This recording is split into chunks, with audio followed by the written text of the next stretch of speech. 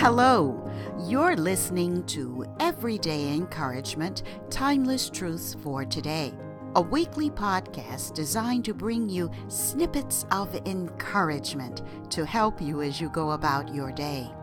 I'm Jenny Guy, your host. Do you always finish what you start? Do you find it difficult to continue working on a project when it is no longer exciting? What about the middle of a project? Do you get bogged down then and don't want to complete it? In today's episode, we'll look at someone from the Old Testament who picked up his project after a 20-year break and finished it. Let's get started. I used to stumble over a verse in Ecclesiastes that says, "Better is the end of a thing than the beginning thereof." I just couldn't understand why the writer would honor something's end rather than its beginning. After all, every January 1st, we celebrate the birth of a new year. We mark the start of building projects with groundbreaking ceremonies and speeches by dignitaries. We welcome babies into our families with showers and christenings. I'm sure you can name lots of other practices that we follow whenever we start something. Why did this writer focus on the end of a thing rather than its beginning? My question was eventually answered by the trio of time, experience, and observation. Time provided the setting in which experience and observation could work. Experience taught me that I don't always finish what I start.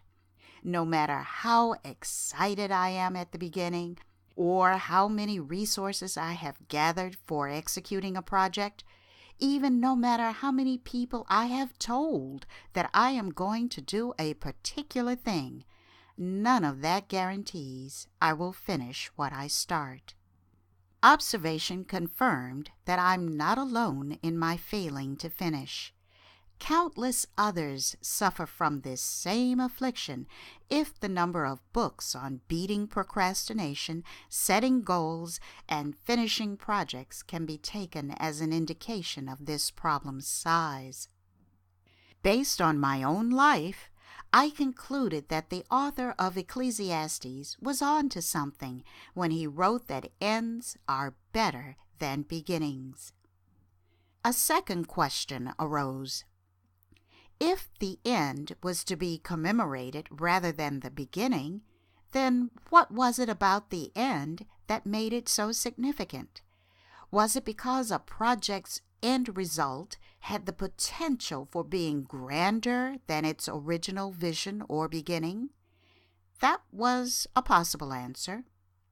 Was it because the project in question had finally finished and now something else could be started? That too was a likely answer. But I still wasn't sure that was the answer the author of Ecclesiastes was hinting at. Finally, it hit me. Embedded in the writer's comment was the very real fact that it's the middle of all projects that has to be conquered, for that's where things usually fall apart. In other words, it's in the middle when the shine wears off. For example, it's in the middle of a project when interest wanes, donors disappear, and estimates prove to be grossly under what's actually needed. It's in the middle when our energy starts to fade as we see how much remains to be done before we can check this item off our to-do list. It's in the middle when we recognize that what we thought would be easy is actually harder than it looked at the beginning. It's also in the middle when opposition, whether from external enemies or internal self-sabotage, can be strongest. The concept of self-sabotage is especially appealing to me because that's where most, if not all, of the opposition I face comes from. My self-sabotaging enemies are related and share the last name of fear. I'm learning to suspect that self-sabotage and the fear family are at work whenever I'm tempted by shiny object syndrome. You've heard of that, haven't you? In case you haven't, here's how it works. You have succumbed to shiny object syndrome when you abandon one project before completing it to start another one. Another project comes along and you drop that second project, leaving it unfinished as well to start the third one, and so on and so on. Soon a string of unfinished projects trails behind you. I suffer greatly from shiny object syndrome. Usually the syndrome attacks me when I'm in the middle of something, when its shine has worn off. Without a bright gloss to hide them, my self-sabotaging fears are exposed. Fears of all kinds arise when I'm in the middle of a project. Fear of success, fear of failure, fear of learning new skills, fear of putting myself out there for others to see my work and thereby judge me, fear of being exposed as an imposter. My list of fears, both real and imaginary, goes on and on. I suspect you have a list too. When my fears are no longer hidden by a project's new shine, I have the opportunity to decide whether to battle through them or move on to the next project showcased by shiny object syndrome. When I finally examined my habit of starting and stopping projects, I realized that I was proving the reality of that Ecclesiastes verse. We don't know who wrote Ecclesiastes, whether it was David's son Solomon, the wisest man who ever lived, or someone else. Regardless of who wrote it, Ecclesiastes sums up the conclusions drawn by the writer after a lifetime of watching how people behave in all kinds of circumstances. So, the observation that better is the end of a thing than the beginning thereof is reliable. It is implicitly asking us, will we finish what we start? When our project no longer shines, will we turn to something new? I'd like to share with you my go-to verse whenever I'm in the middle of a project and tempted to succumb to shiny object syndrome. With this verse's help, I'm slowly learning the new behavior of finishing what I start. My scripture is the 4th chapter and the 10th verse in the book of Zechariah in the Old Testament. I especially like the version in the New Living Translation of the Bible. It reads, "Do not despise these small beginnings, for the Lord rejoices to see the work begin, to see the plumb line in Zerubbabel's hand." I discovered Zechariah 4:10 when I was stuck in the middle of an undertaking. The project had been halted for so long, I was considering abandoning it. As I researched this verse's background, I learned it referred to a project that had gotten bogged down in its middle. In fact, that project had come to a complete stop. The project was the rebuilding of the temple by Zerubbabel. Here's the summary of the situation surrounding this verse. The Israelites were in captivity in Babylonia, and their temple in Jerusalem had been destroyed. Cyrus, king of Persia, conquered Babylon and issued a decree allowing the Jews to return to Jerusalem and rebuild the temple. Zerubbabel led approximately 50,000 people back to Israel. He and his workers spent 2 years constructing the temple's foundation.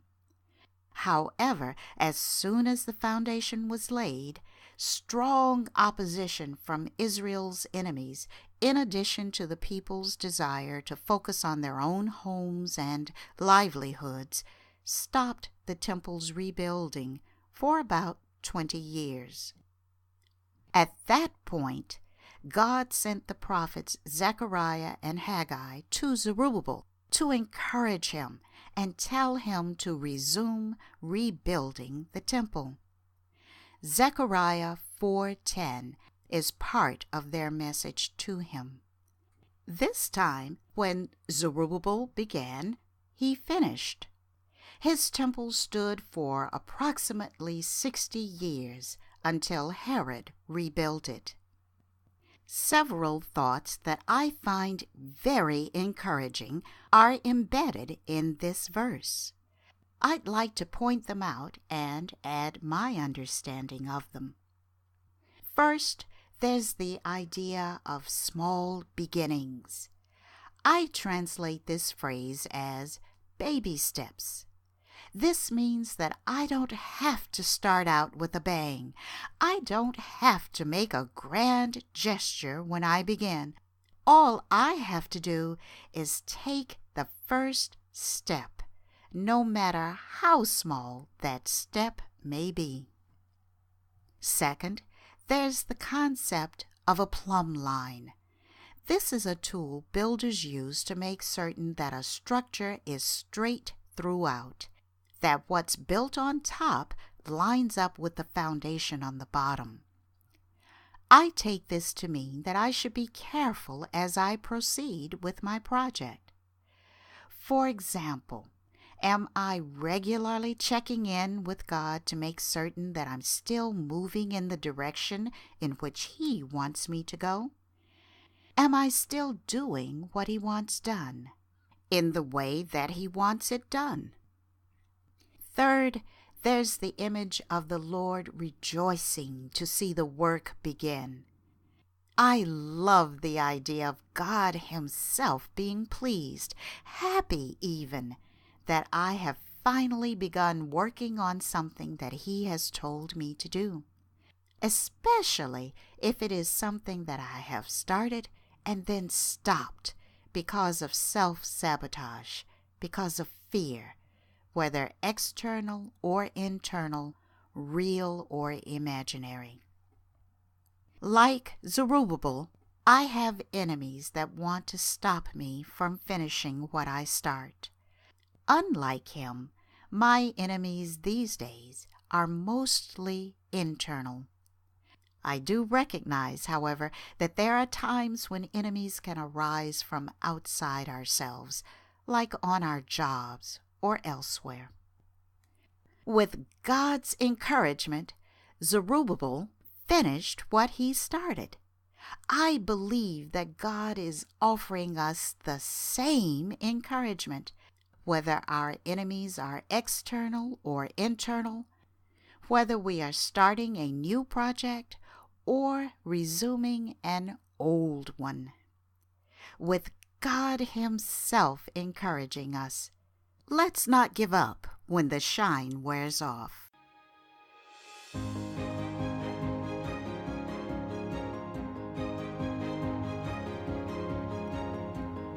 I hope you heard something today that has encouraged you and possibly given you something new to think about that will motivate or inspire you.